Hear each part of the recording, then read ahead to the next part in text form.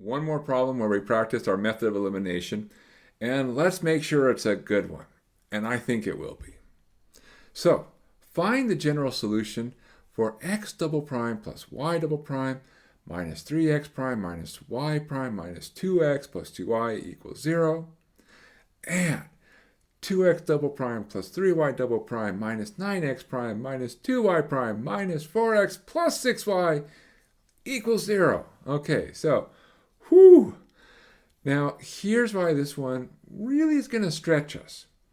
Notice both equations involve second-order derivatives for both x and for y. So there's no clean way to substitute one for the other. And there's not even a clean way to turn it into a first-order system that works nicely, because first-order systems should have x prime equals stuff only without derivatives. Y prime only stuff without derivatives. So even getting it down to a first-order system is non-trivial.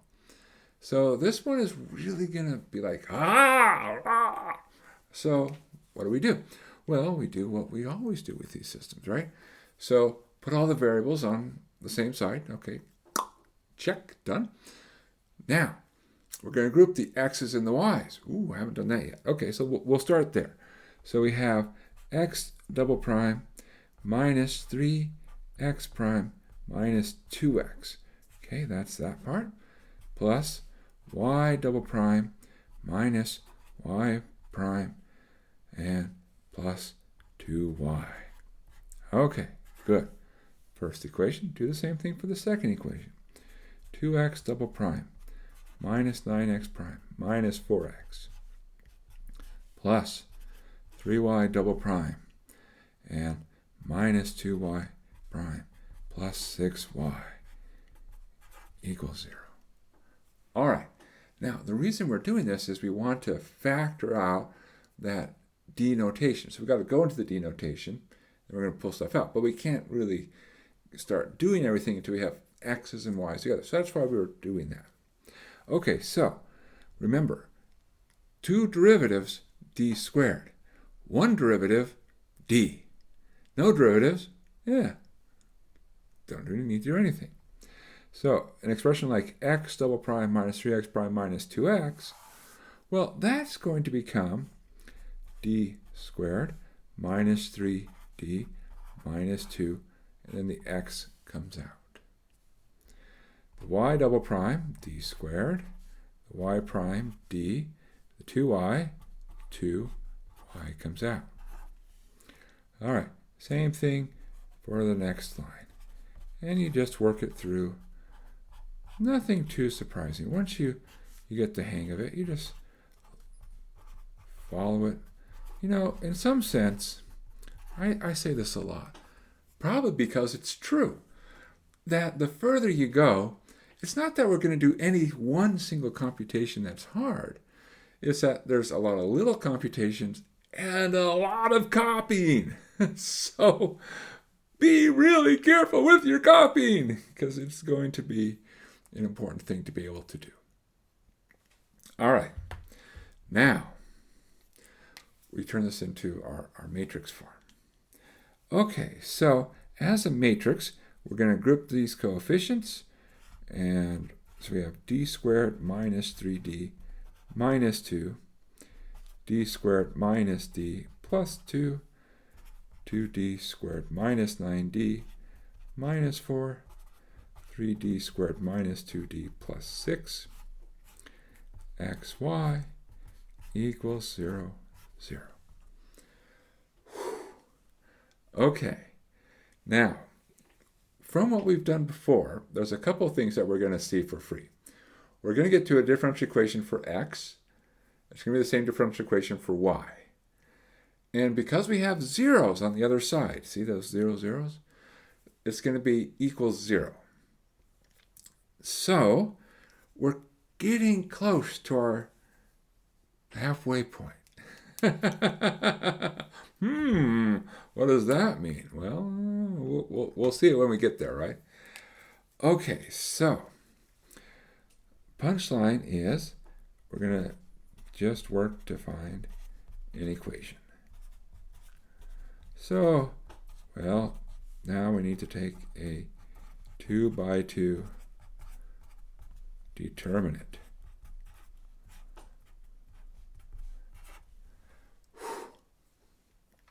Okay, well, let's be careful. And I say that without having done anything on this problem yet. I just know this is the kind of problem where I'd say, let's be careful. Let's be the right amount of careful. So, doing that first diagonal, what do we get? Well, we'll get d squared minus 3d minus 2 times 3d squared minus 2d plus 6. All right, and then we go for our other diagonal. And of course, remember, we got to subtract. So subtract 2d squared minus 9d minus 4 times d squared minus d plus 2. Okay, good. So, time for us to expand. Really, we're going to do foiling here, but like foiling on steroids. You're like, wow, lots of foiling, right? Because we got these big polynomial expressions. So remember, the principle of FOIL says what? It says, hey, every term from the first part matches up with a term from the second part. So in other words, we're going to do all possible pairings. All right, so we have d squared times 3d squared. Well, that's 3d to the 4th power. D squared minus 2d minus 2d cubed. D squared plus 6 is 6d squared. Now we come to the middle term. Minus 3d squared minus 9d cubed. Minus 3d minus 2d plus 6d squared. Minus 3d plus 6 minus 18d. Now, that minus 2, we're going to get minus 2 times 3d squared minus 6d squared. Minus 2 times minus 2d plus 4d. Minus 2 times 6 is minus 12. All right, now that's the first term. Subtract. Do it again. Start with the 2d squared times d squared. 2d to the 4th. 2d squared minus d is minus 2d cubed. 2d squared times 2, 4d squared. Moving on. Minus 9d times d squared is minus 9d cubed. Then we have minus 9d times minus d plus 9d squared. Minus 9d times 2 minus 18d. Now the minus 4. Minus 4 times d squared minus 4d squared. Minus 4 minus d plus 4d. Minus 4, 2, minus 8. Which becomes, okay, we have from the first part, 3d to the 4th minus 11d cubed. 6 plus 6 minus 6, 6d squared. Minus 18 plus 4 would be minus 14d, and then minus 12. Subtract 2d to the 4th. Minus 2 minus 9 minus 11d cubed. Plus 4 minus 4 plus 9, so 9d squared. Minus 18 plus 4 minus 14d, and minus 8. Okay, now we're starting to run out of room, but that's okay. It just means more paper, right? Because after all, paper is a wonderful resource. There's lots of it out there. And all right, so we grab our sheet of paper here, and we're going to update where we're at. So, combining 3d to the fourth minus 2d to the fourth will be d to the fourth minus 11d minus 11d cubed, cancel. Nice. Oh, they were so nice. Okay, 6d squared, subtract 9d squared, minus 3d squared. Minus 14, subtract another minus 14. Cancel. Oh, it's happening. It's really happening. Oh, wait. Okay, hold on. We still have more problem to do. Minus 12 minus 8. So it's minus 12 plus 8. So that would make it negative 4. Okay, now, did you notice I forgot to write something down? I think you probably saw it, right? What did I forget? The x. See, I should have on each piece written times x. So, we now say, aha, there we go, and that equals 0. Because this determinant simplifies to that expression. Isn't that amazing? Wow, they really planned it well. And, okay, good. So, we'll put this into here. And now, well, we keep going. So, this says, hey, we have the fourth derivative of x minus 3, the second derivative of x minus 4x equals 0. So that says, hey, you can translate into this nice problem. In particular, the kind of problem that we know how to solve. So that's like, yeah, let's solve it. Okay, we'll do it. Okay, so what do? Well, constant coefficient, linear, non-homogeneous, like all our favorite words. We turn into an algebra problem. So this becomes r to the fourth minus 3r squared minus 4r equals 0. Now, this might look like, man, fourth degree polynomial.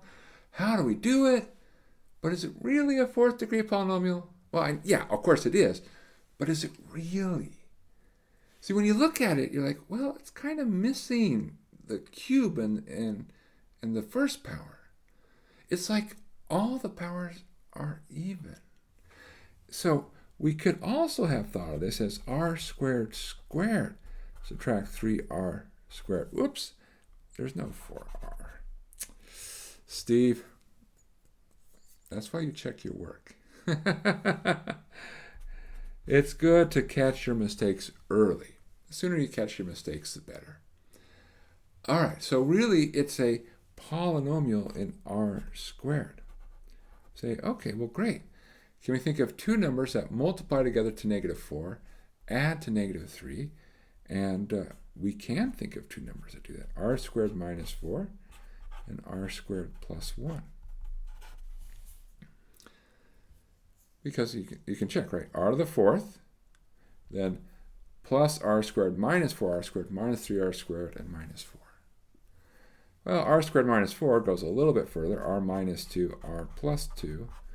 R squared plus 1, kind of not that great. So, what are our roots? You know, after all, we want to get to the root of the problem. There's 4 of them.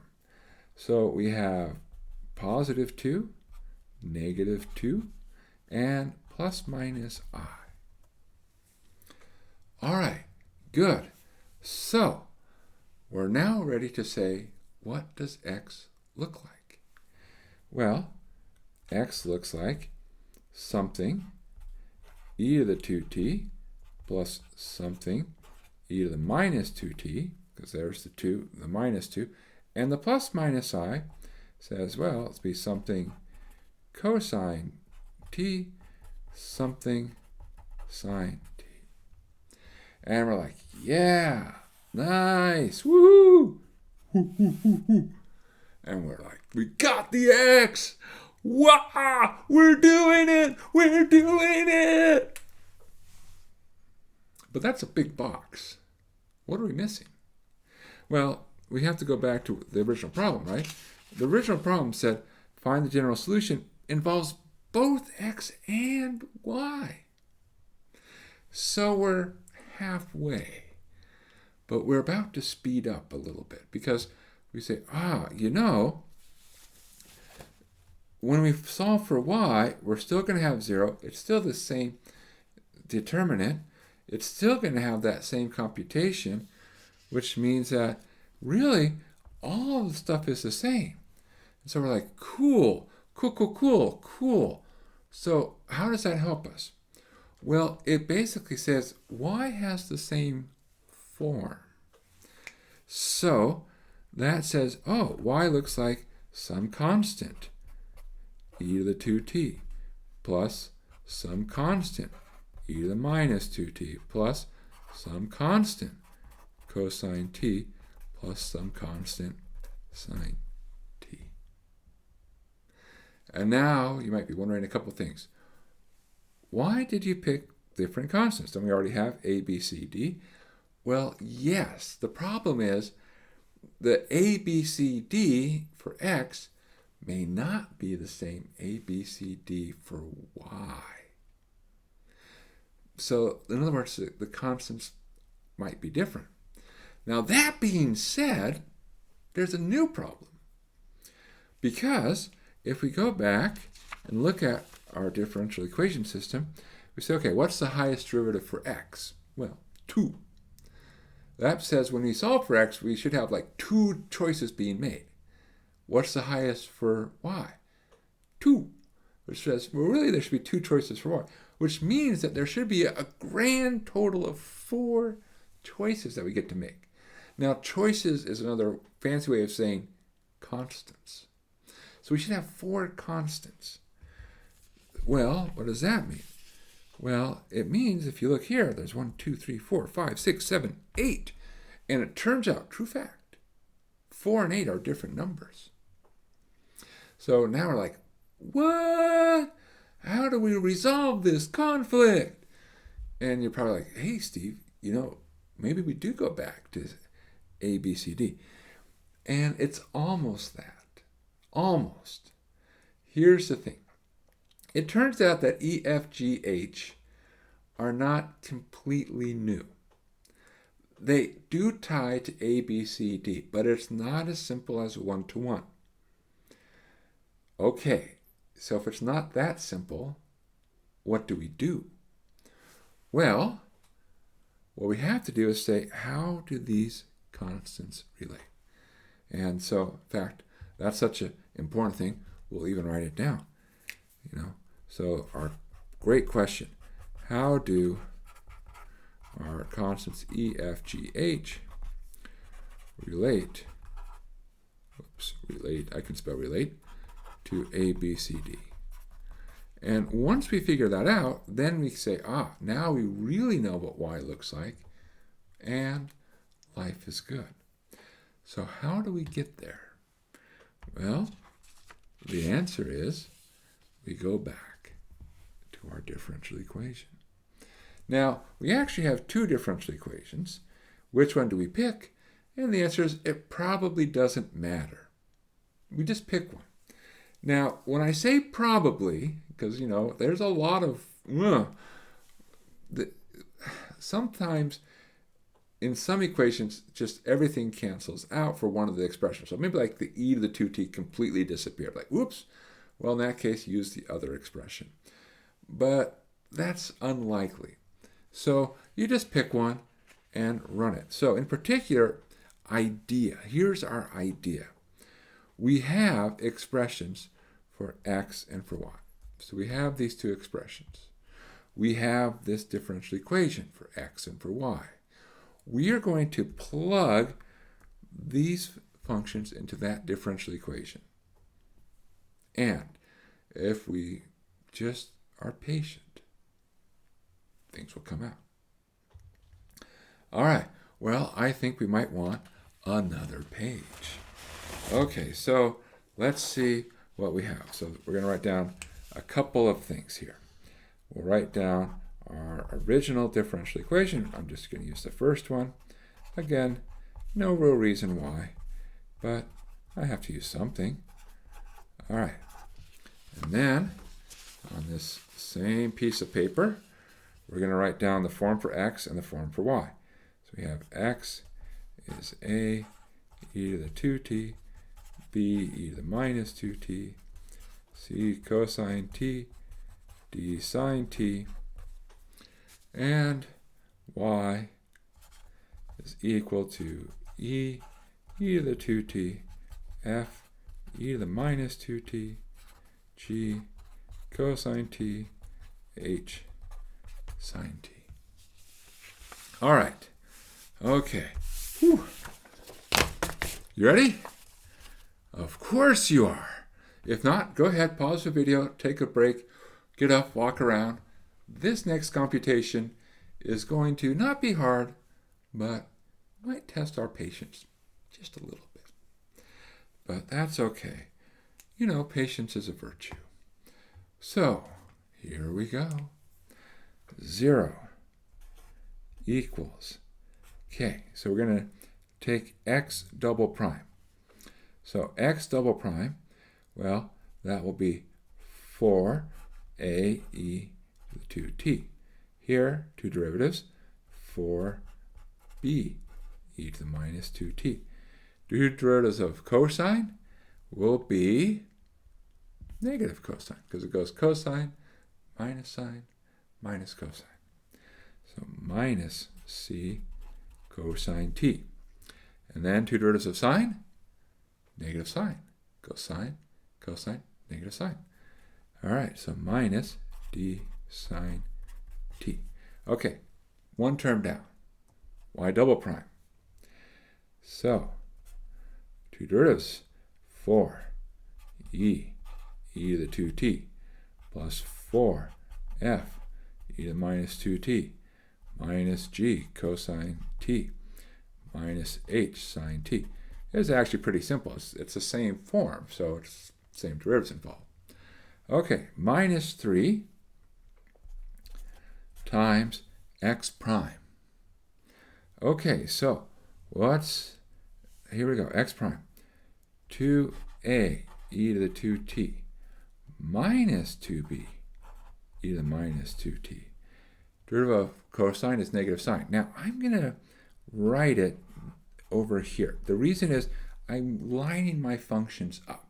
So oftentimes, good bookkeeping saves you a lot of work and make sure you have everything that you want. So, you know, that's a pro tip for today. If you're still watching, good bookkeeping. All right, now back to work. Derivative of d sine t is d cosine t.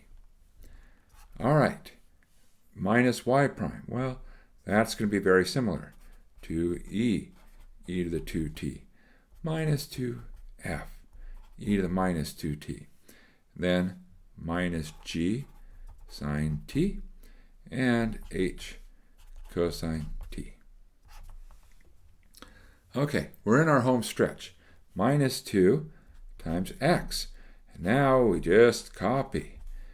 A e to the 2t, b e to the minus 2t, c cosine t, d sine of t. And plus 2 times y. So that's e to the 2t plus f e to the minus 2t plus g cosine t plus h sine t. All right, now we group our coefficients. We know everything is 0, so the grand total has to be 0. So 0 equals, what's in front of e to the 2t, right? We just work our way down. So we have 4a minus 6a minus 2a, right? I'm just 4a minus 6a minus 2a. That's negative 4a. And we have 4e minus 2e plus 2e, which is 4e. All right, that's our coefficient for e to the 2t. Okay? So far, so good? Well, 4 more functions to go. Okay, e to the minus 2t. We have 4b plus 6b, so that's up to 10b. And then subtract 2b. So that's going to be 8b. Okay, those aren't to double check. 4b plus 6b minus 2b. 4f plus 2f plus 2f. Okay, so 4 plus 4. 4. Gotta keep track of where I'm at. I'm plus 4 plus 2 plus 2. So that's 8. So 8f e to the minus 2t. Okay? Now, I'm going to run out of space, so I'm going to move to my next line. The cosine. Well, we have lots of things here. We have minus c, minus g, a d, an h, a c, and a g. Well, let's see. We can put the c's together, right? So minus c minus 2c means minus 3c. We have minus g plus 2g makes plus g. Then we have minus 3d and minus h.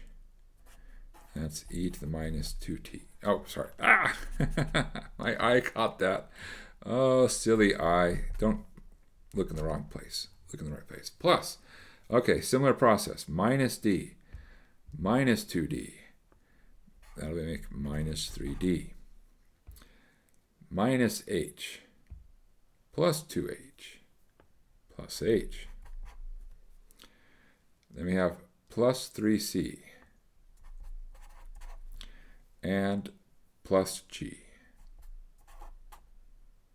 Yes? Yes. And that's sine of t.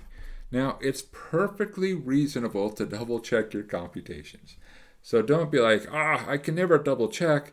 That's a sign of weakness. For example, look at this. That's 2 times h, and there's minus h. So, okay, that's good. I was worried there. And let's see.